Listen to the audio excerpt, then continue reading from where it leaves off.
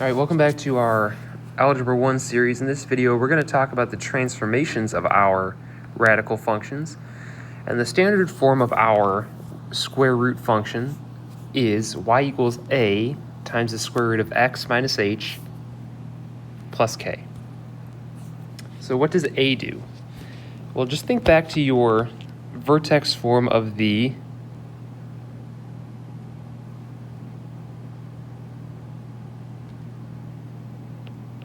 parabola, the quadratic function.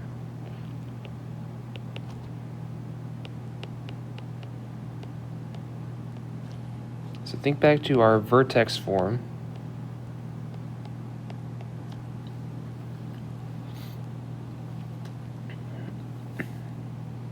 And it's going to be the same exact idea, the same kinds of transformations here as you had in your vertex form of the quadratic function.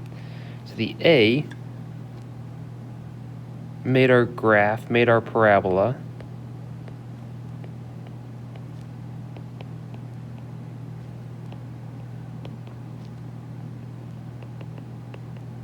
Wider or narrower, depending on what value we had.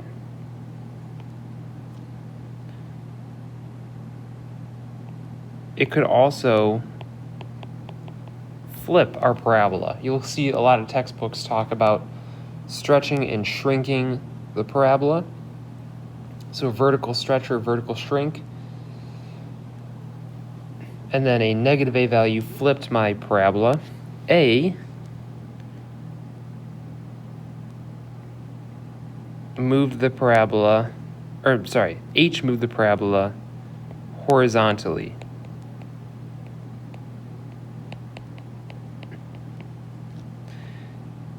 And k moved the parabola vertically.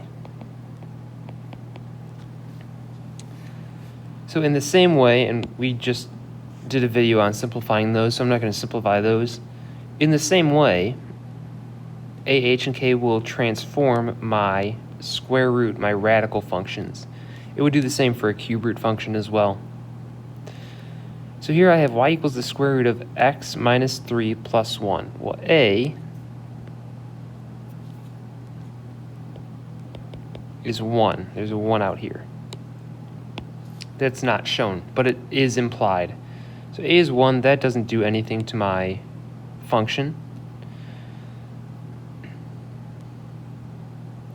My h, x minus h is actually a positive 3 because it's x minus h. X minus what? Well, it would be minus 3. So 3 is my horizontal shift. You could also think about this like we did when we solved quadratic equations, or when we solved for the x-intercepts of a parabola. If you set that equal to 0, then you get x equals positive 3, and in the same way, h is a positive 3. And k here is a positive 1. So my vertex would be 3, 1, and I transformed this by shifting right 3, or positive 3, and up 1, or positive 1 in the k direction. All right, I'm going to change colors here. Here I'm finding the vertex. So a is 5, that doesn't change my vertex, but h, again, you'd have to think of this like we did when we were solving for the x-intercepts of our parabolas. X plus 2 equals 0, so h is really a negative 2, and k is really a 0. So I shifted my function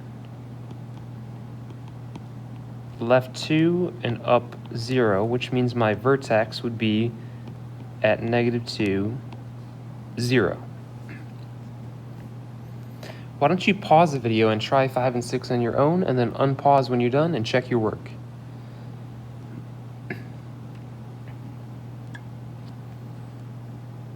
All right, so on 5, h would be, let me change colors.